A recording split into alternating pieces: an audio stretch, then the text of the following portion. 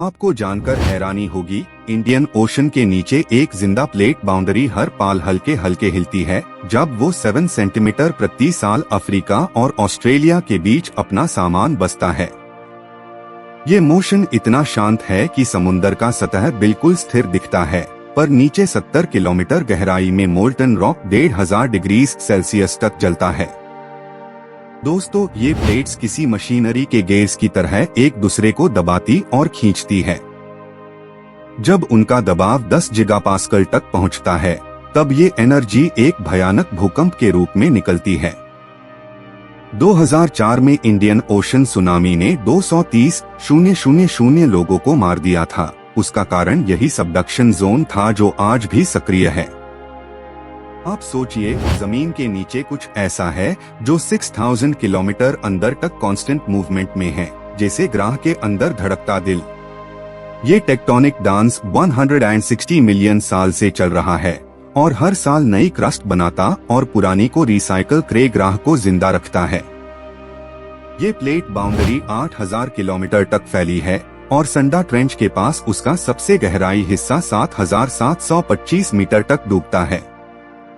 उस गहराई पार लाइट का एक भी फोटोन नहीं पहुंचता, पर साइज्मिक सेंसर्स ने वहां वाइब्रेशन डिटेक्ट किया है जो एक जिंदा स्ट्रक्चर का इशारा देती है।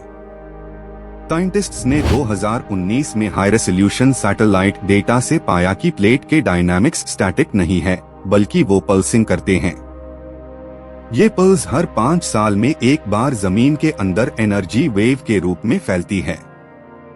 इसे समुंदर के टेम्परेट करंट में भी बदलाव दिखा गया है। आपका ध्यान होगा, इंडियन प्लेट और ऑस्ट्रेलियन प्लेट एक समय पर एक ही थी, पर लगभग 45 मिलियन साल पहले उनका सेपरेशन शुरू हुआ। तब से दोनों प्लेट्स लगातार दूर जा रहे हैं और उनके बीच एक माइक्रोप्लेट पनप गई है जो अब जिंदा प्लेट के नाम से जानी जाती है। इस जिंदा प्लेट के मूवमेंट के कारण अंडमान और निकोबार आइलैंड्स लगभग 1 सेंटीमीटर साल भर में ऊपर उठ जाते हैं। ये उठाव किसी भी डीप वोल्केनिक फोर्स का प्रतीक है और बताता है कि जमीन के अंदर का प्रेशर अब भी बिल्कुल एक्टिव है। एक सर्वे के मत 2020 में इंडियन ओशन रिज के पास पाए गए माइक्रोट्रेमर्स ने बताया कि ये एरिया हर 40 सेकंड में एक नैनोसाइज्मिक पल्स जनरेट करता है। इन पल्सेस का तापमान 1200 डिग्री सेल्सियस तक रिकॉर्ड किया गया, जिसे मैग्मा चेंबर और अनस्टेबल बनाता जा रहा है। आपको ये जानना चाहिए कि टेक्टोनिक प्लेट्स जिंदा इसलिए कहलाती है क्योंकि अनमेन इंटरनल कन्वेक्शन फ्लो होता है जो उन्हें चलता है। ये मोल्टन मटेरियल्स 3.3 ग्राम पर क्यूबिक सेंटीमीटर डेंसिटी के होताई है और वो पर सेकंड टू सेंटीमीटर के तलक से आगे बढ़ते हैं। ये कंटिन्यूअस मोशन एनर्जी का सबसे एंशिएंट सोर्स है। दोस्तों, इंडियन ओशन के नीचे कुछ हिस्सेदारी ऐसे भी है जहां मिनरल डिपॉजिट्स और मीथेन हाइड्रेट्स के साइंस मिलते हैं। ये गैसेस 300 बार एटमॉस्फेयर से ज्यादा दबाव में होती है और जब प्लेट्स टकराती है तो क्रैक के माध्यम से उनका विस्फोट होता है, जिसे सीबेड इकोसिस्टम पूरी तरह बदल जाता है। सी फ्लोर स्प्रेडिंग जोन, जिसे जियोलॉजिस्ट सेंट्रल इंडियन रिज कहते हैं, हर साल 5 सेंटीमीटर तक फैलती है।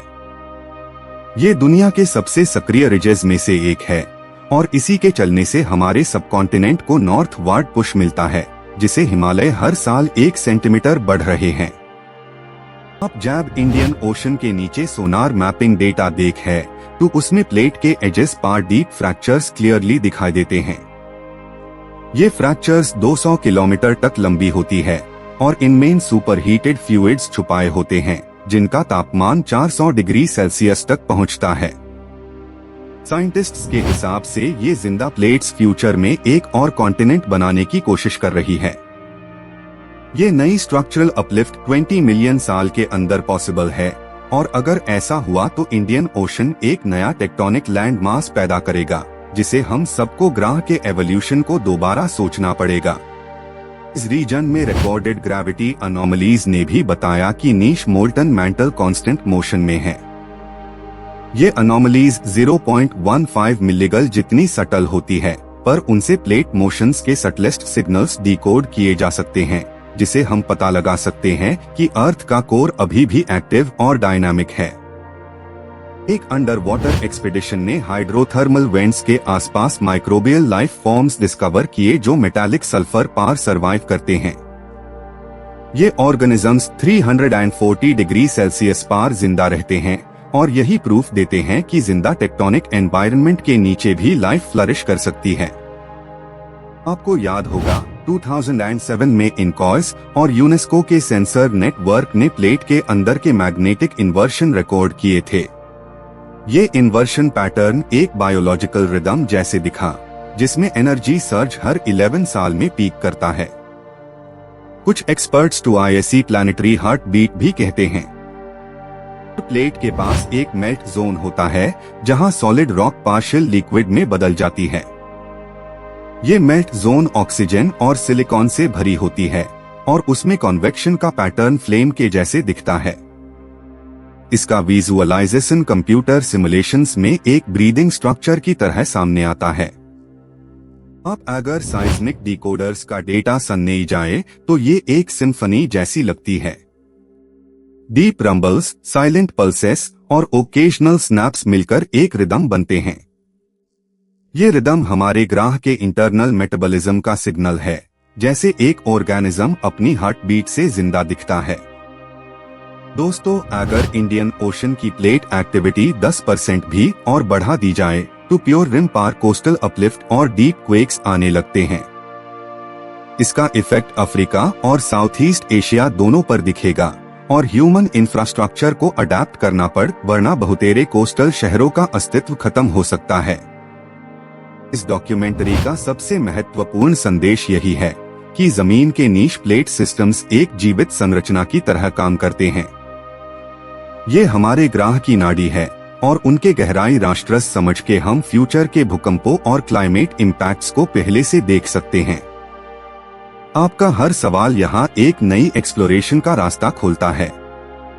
आखिर में आप सोचिए कि जब भी जमीन हम्पेली सीधी दिखती है, उसके नीच 1000 किलोमीटर तक मोल्टन आयरन और सिलिकेट के सागर उबाल रहे हैं। ये अंदर की गति हम सबकी कहानी लिख रही है और इंडियन ओशन के नीचे ये जिंदा टेक्टोनिक प्लेट्स हमारे भविष्य का छुपा हुआ धड़कन है।